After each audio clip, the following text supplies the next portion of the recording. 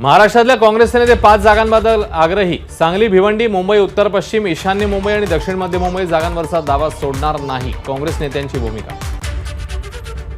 महाविकास आघाडीतील वादग्रस्त जागांवर मैत्रीपूर्ण लढती करण्याचा काँग्रेस नेत्यांचा सूर. सांगली, भिवंडीसह मुंबईतल्या जागांवर तिढा कायम. राष्ट्रवादी आणि शिवसेना ऐकत नसेल तर मैत्रीपूर्ण लढतीची भूमिका. राज्यातल्या काही वादग्रस्त जागांचा तोडगा दिल्लीच्या इंडिया आघाडीच्या बैठकीत काढला जाईल, काँग्रेस नेते पृथ्वीराज चव्हाण यांची माहिती. तर ज्या ठिकाणी काँग्रेसची ताकद त्या जागा मिळाल्या पाहिजेत ही कार्यकर्त्यांची भूमिका आहे.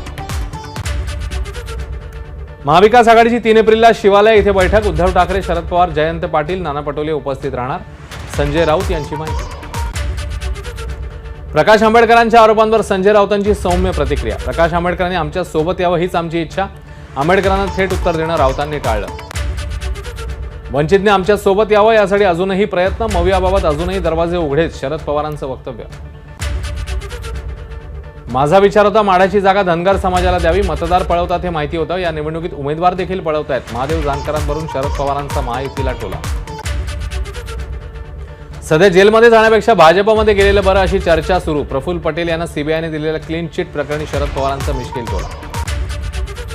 प्रफुल्ल पटेलांना सीबीआयकडनं क्लीन चिट दिल्यानं भाजपने मनमोहन सिंग यांची माफी मागावी. भ्रष्टाचाराबद्दल भाजपचं धोरण दुटप्पी. संजय राऊतांची भाजपवर टीका. 2 एप्रिलपर्यंत भाजप विरोधी आघाडी उभी राहणार, वंचितचे अध्यक्ष प्रकाश आंबेडकरांची माहिती. विविध संघटनांशी आमची चर्चा सुरू, आंबेडकरांची प्रतिक्रिया. राज्यात सरकारी अधिकारी आणि कर्मचाऱ्यांची संख्या वाढवा, वंचितचे अध्यक्ष प्रकाश आंबेडकरांची राज्य सरकारकडे मागणी. तर 14 लाखांवरून अधिकारी कर्मचारी संख्या 22 लाख करा, आंबेडकरांची प्रतिक्रिया. वसंत मोरेंनी घेतली प्रकाश आंबेडकरांची भेट. पुणे लोकसभेच्या उमेदवारी संदर्भात दोघांमध्ये चर्चा. तर 2 दिवस वाट पहा, प्रकाश आंबेडकरांची मोरेंच्या भेटीनंतर प्रतिक्रिया. संजय राऊतांमुळे लवकरच काँग्रेस महाविकास आघाडीतनं बाहेर पडेल. खऱ्या अर्थाने संविधानाचे मारेकरी संजय राऊत आहेत, नितेश राणेंची टीका. आमच्यामध्ये कोणतीही नाराजी नाही, अंबादास दानवे आणि मी हातात हात घालून प्रचार करणार. उद्धव ठाकरेंच्या भेटीनंतर चंद्रकांत खैरेंची माहिती. तर इम्तियाज जलील कोणीच नाही, विरोधात कोणीही असलं तरी त्याला पाडायचंच, खैरेंचा निर्धार. विनायक मेटेंच्या पत्नी ज्योती मेटे यांचा शरदचंद्र पवार पक्षात प्रवेशाचा निर्णय आज किंवा उद्या होण्याची शक्यता. पक्षप्रवेशानंतर उमेदवारी मिळावी अशी मेटे यांची भावना. शरद पवार आणि जयंत पाटलांशी चर्चा सुरू असल्याची माहिती. छत्रपती शिवाजी महाराज आणि संभाजी महाराजांच्या भूमिकांमधनं त्यांचे विचार रुजवण्याचं काम मी सातत्याने केलंय, पण केवळ आकसापोटी काही लोक मला नट म्हणून हिणवतात हे योग्य नव्हे, अमोल कोल्हेंची मुख्यमंत्र्यांना विनंती. सलगच्या सुट्ट्यांमुळे मतदारांपर्यंत पोहोचण्याची लोकसभा उमेदवारांना संधी. शिरूरमध्ये राष्ट्रवादी काँग्रेस शरदचंद्र पवार पक्षाचे उमेदवार अमोल कोल्हेंनी साधला कार्यकर्त्यांसोबत संवाद. उद्धव ठाकरेंची 5 मे रोजी कणकवलीत, 4 मे रोजी आदित्य ठाकरेंची रत्नागिरीत जाहीर सभा. ठाकरे गटाचे उमेदवार विनायक राऊत यांच्या प्रचाराकरता सभेचं आयोजन. सातारा लोकसभेच्या रिंगणातनं विद्यमान खासदार श्रीनिवास पाटलांची माघार. तब्येत ठीक नसल्यानं निवडणूक लढवू इच्छित नाही, श्रीनिवास पाटील यांनी पवारांना कळवल्याची माहिती. साताऱ्याचा उमेदवार 2 ते 3 दिवसात जाहीर करणार, शरद पवारांची घोषणा. तर शशिकांत शिंदे, सुनील माने, बाळासाहेब पाटील ही नावं चर्चेत. सांगली लोकसभेच्या जागेवरून मवियामध्ये धुसफूस. चंद्रहार पाटील यांना ठाकरे गटाची उमेदवारी. मात्र सांगलीची जागा विशाल पाटलांना घोषित करावी, अन्यथा आम्हाला वेगळा विचार करावा लागेल, काँग्रेस कार्यकर्त्यांचा निर्णय. सांगली लोकसभा जागेवरनं महाविकास आघाडीत पोस्टर वॉर. विशाल पाटील यांना उमेदवारी मिळावी अशी काँग्रेसची मागणी.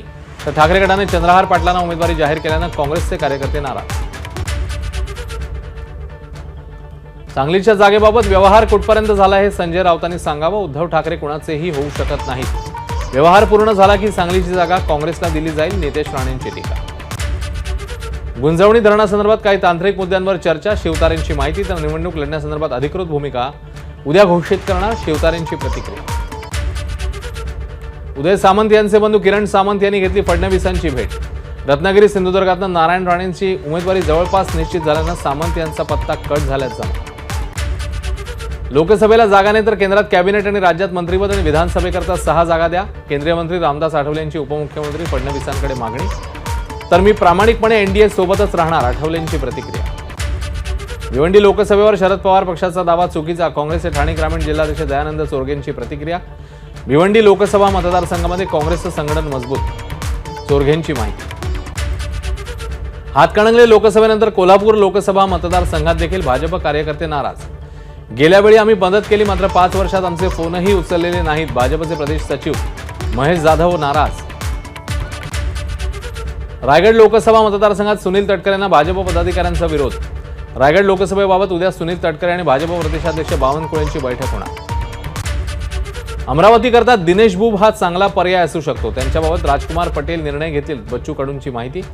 जिल्ह्याच्या चांगुलपणासाठी आम्ही भूमिका घेतली, आता ब्रह्मदेव आले तरी मागे हटणार नाही, कडूंचं वक्तव्य. ठाकरे गटाचे दिनेश बुब यांचा बच्चू कडूंच्या प्रहार पक्षात प्रवेश, तर नवनीत राणांविरोधात बुब यांना अमरावती लोकसभा मतदारसंघातनं उमेदवारी जाहीर. अमरावती लोकसभा निवडणूक लोकांच्या आग्रहास्तव लढणार, प्रहारचे उमेदवार दिनेश बुब यांची माहिती. तर प्रचाराची आखणी मी आणि माझा पक्ष करणार, मात्र जनता मतदान करेल. दिनेश बुब यांची प्रतिक्रिया. प्रत्येक वादळ शमवण्याची ताकद सागर बंगल्यावर, बच्चू कडूंचंही वादळ शमेल, नितेश राणेंना विश्वास. तर अंबादास दानवे मूळ संघाच्या विचारांचे, त्यामुळे आगे आगे देखो होता है क्या, दानवेंच्या नाराजीवर नितेश राणेंचं वक्तव्य. महायुतीचे सर्व घटक पक्ष भाजपसोबत ताकदीने उभे, सोलापूर लोकसभेचे उमेदवार राम सातपुते यांची प्रतिक्रिया. तर कार्यकर्त्यांच्या जीवावर महायुती सोलापूरचा गट जास्त मताधिक्याने जिंकणार, सातपुतेंचा दावा. बीड लोकसभेच्या उमेदवार पंकजा मुंडेंनी घेतली आमदार प्रकाश सोळंकेंची भेट. आम्ही एकमेकांच्या विरोधात लढलो, मात्र वैयक्तिक कधीच कोणाचा द्वेष केला नाही, पंकजा मुंडेंची प्रतिक्रिया. नाशिक लोकसभेसाठी ठाकरे गटाकडून तिकीट कापलं गेल्यानं नाशिक लोकसभा संघटक विजय करंजकर नाराज. फेसबुक पोस्टवरनं व्यक्त केली नाराजी. मैं जब बिखरा हूं दुगनी रफ्तार से निखरा हूं, फेसबुक पोस्टमध्ये मजकूर.